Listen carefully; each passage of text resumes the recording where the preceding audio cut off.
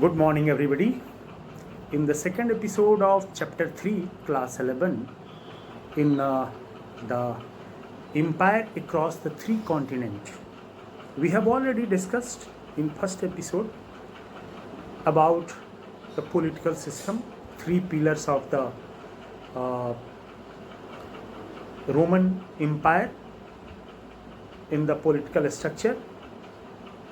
Many important and famous kings we have also discussed, like the Julius Caesar, like Augustus, like Diocletian.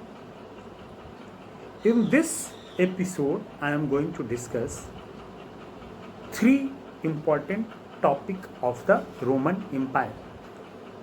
First is the economic condition. Second is the social and religious structure. And third is I am going to discuss about the slaves, process to control the slaves. So first of all, come to the point on economic condition. But our Roman Empire was very prosperous and economically very strong, because so many economic activities were conducted in the economical area of the Roman Empire. As for example, industries, bricks making, export and import, so many famous port, and one of the most important economic activities were extraction of the olive oil and making of wine from the grapes and wheats. These were very important industrial units of the Roman Empire. But for the export and import, the olive oil of Spain was very famous, and there was a pot. This is known as the amphora. In this amphora pot, these olive oils just packed and export in the different parts of the world. More than 5 crore amphora found from the area of Monte Testaccio near the Rome, and this goods, olive oil packed amphora exported by the Spain, this is known as the Dressel 20. Dressel 20 is a type of container in which so many olive oil exported from the Roman Empire. Some other area were very famous in the olive oil extraction, like Italy, like Northern America, and like some other region of Northern Africa. But some region was very fertile agricultural point of view. As for example, in Italy, Campania, Sicily, Fayoum in Egypt, Galilee, Byzantium means Tunisia, and South Gaul were some very important agricultural region of the Roman Empire, where produce agricultural products in very large scale. In Byzantium, in Sicily, wheat production was highest, and this region export wheat to the Greek. But some region was not so productive region, as for example Numidia and some other area of this northern Africa. In this region agriculture was not famous, but rearing and pasturing types of activities were very famous. The pastoralist people moved from one place to another place. In Numidia, they made a special type of hut which is known as Mapalia. Mapalia was a type of hut which is movable. This is a, you can say, the mobile hut. In Celtic region, in the mountainous Celtic region, the reared people moved from top of the hill to the down of the hill for searching the pasture land for their animals. And so many village they developed on the top of hill, and these villages were known as the castella, which were on the high hill of the mountain. But I remember that Roman Empire was very famous in the generating of hydroelectricity. Yes, water power they used in the mines of silver and gold mines. They used this water power. They used this hydroelectricity power, and their production was so high. So we can say that in the view of economical activities, they were very prosperous. They economically very strong. Now, slaves were a very distinct features of the Roman Empire world.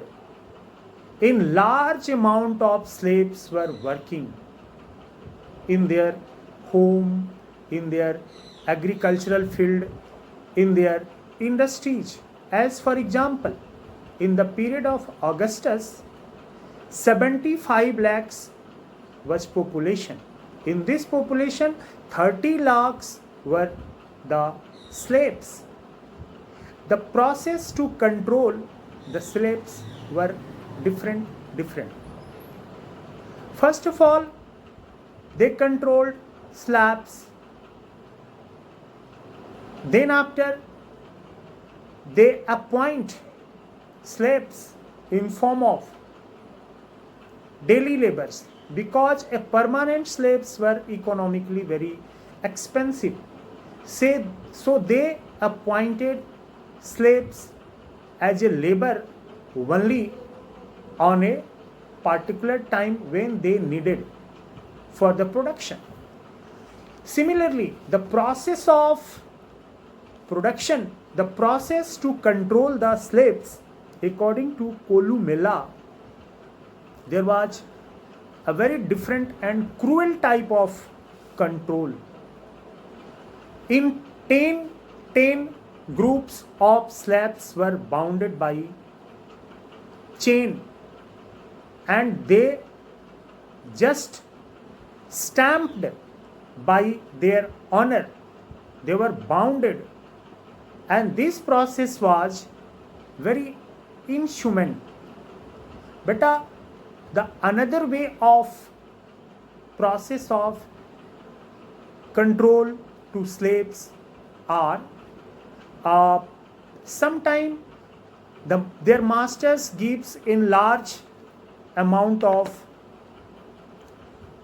loans, and when the parents were unable to pay the loans, then their son and daughters were automatically appointed as slaves for the masters. Sometime the slaves were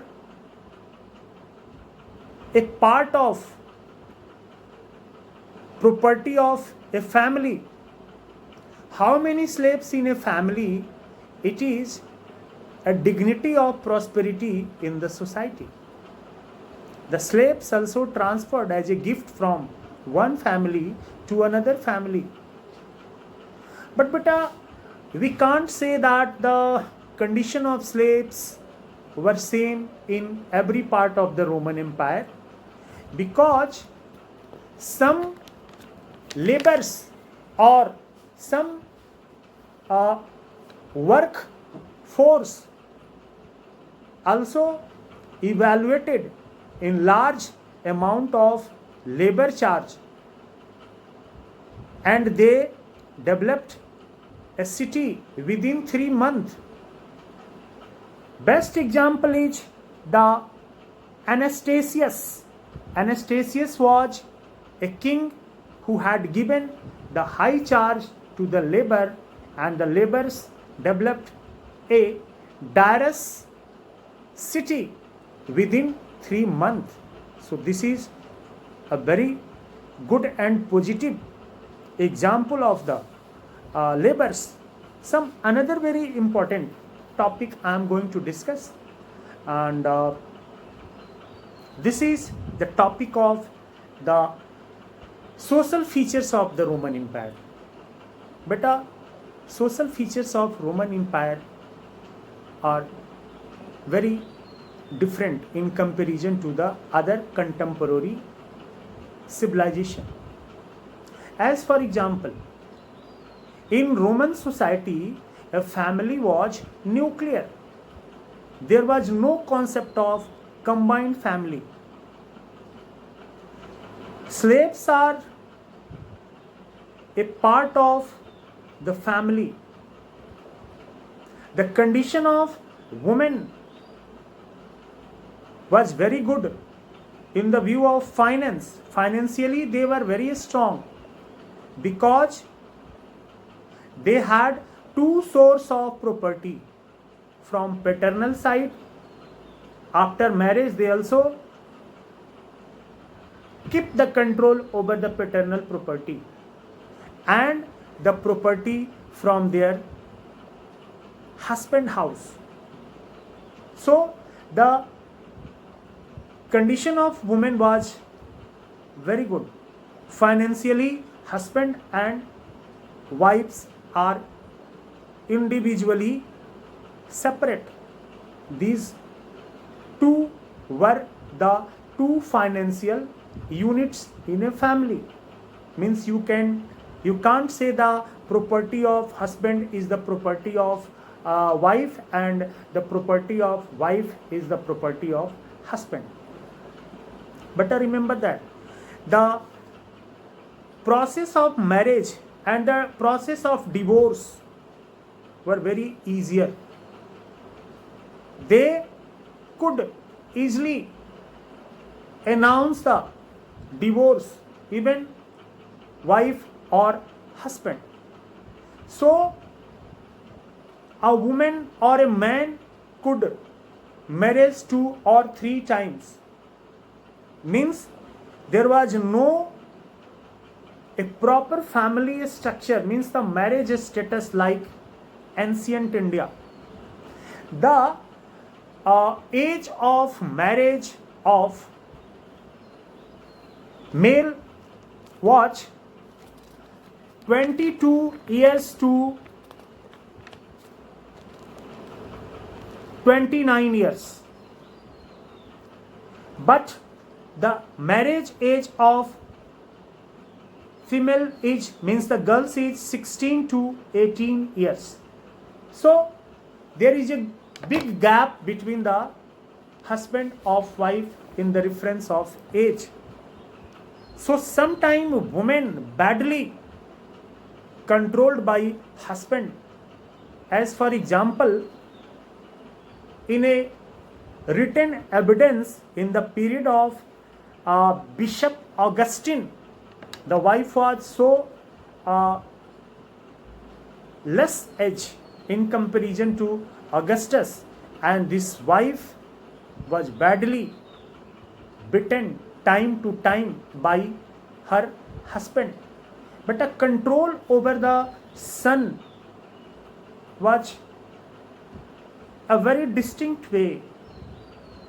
Son was like a property for the father. A father could give the punishment badly, may be killed. A son could be killed by the father if any indisciplined behaviors done by the son. So beta, these are some very different and distinct features. There were four layers of the society in the Roman Empire. The first were, what were the first layer of the Roman society? They were the senators. They were senators and knight riders. The senators and knight riders formed one group, and they were the noble class. Second were the sordida, plebis sordida, means the lower sections of the society, and generally they worked in the theatre and the circus for the entertainment. Third were the slaves. The condition of slaves were very bad. But in the Constantine period, the noble class was very high. They enjoy so many